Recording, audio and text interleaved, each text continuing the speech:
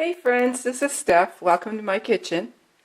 Today I'd like to talk about shopping for one. I've had people ask questions like, how do I change my cooking habits? I always end up cooking, 4 or 5 servings of something and I just can't seem to break away from that. So I think maybe what would be helpful is to start changing your shopping habits. Don't buy as much when you go to the store. Don't buy as many of an item.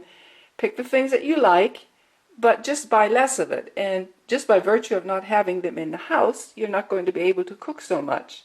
So let me just show you. This is just, what I picked up for the week.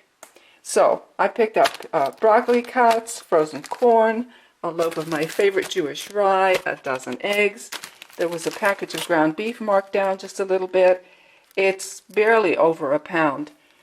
A reduced price bag of pistachios, 4 oodles of noodles packages, a 5-pound bag of unbleached flour, 3 bottles of my absolute favorite Diet Pop, Diet Fager root beer. I was out of half and half, and that's a hardship for me. So anyway, a couple Roma tomatoes, 3 apples, 2 bananas, 2 potatoes, green onions. I use them a lot in my cooking. Several bulbs of garlic, 2 hoagie rolls, and this is a 2.5 or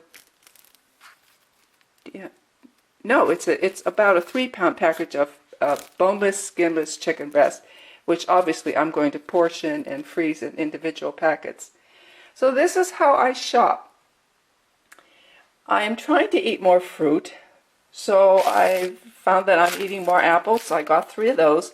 Bananas are a struggle for me because as soon as they turn ripe, I just don't like the taste of them. Flour, of course, will last for a long time, and I will put that in the freezer for several days to make sure if there are any, I don't know what you would call them, food moths, or help me out somebody, but you know what I'm talking about, and that will kill them. So this is best, probably can't see that, by 12/27/17, so it's good until the end of the year. I use oodle soups and add my own vegetables and little bits of meat. It makes a wonderful meal. Eggs last practically forever in your refrigerator, so that's no problem. I usually take about half of the loaf and freeze it. This pound of ground meat is going to last me for a long time.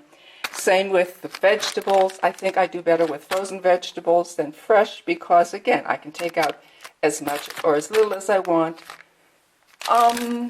I wanted to sample, they had some Land O'Lakes American cheese with pepper in it, so I just bought 4 slices. That's kind of how I control what I bring into my house.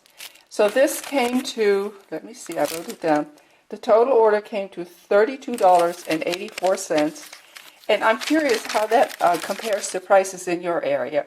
The tomatoes were $1 a pound, the bananas were 54 cents a pound, the green onions were 99 cents a pound, the garlic bulbs were $3.49 a pound, 2 hoagies were $1, the potatoes were, I believe 89 cents a pound, the apples were $1.47 a pound.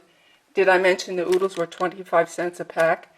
The bread is $2.89. The eggs were $1.18 for the dozen. These were $1 a piece at the grocery store.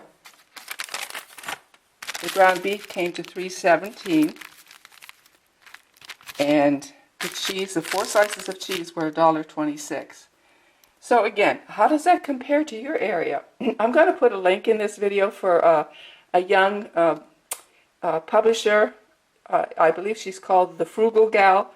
She just has a few viewers at this time, but I like her videos. She's just really down to earth and has some good just home style cooking going for her. But where she lives, let me see, they were selling like 10 avocados for, I don't know, around $1 or $1.50 or something, and there's no way that happens here.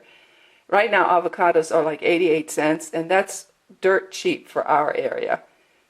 So anyway, all right guys, I hope this wasn't too boring. I hope you have a great day, and I will see you soon, okay?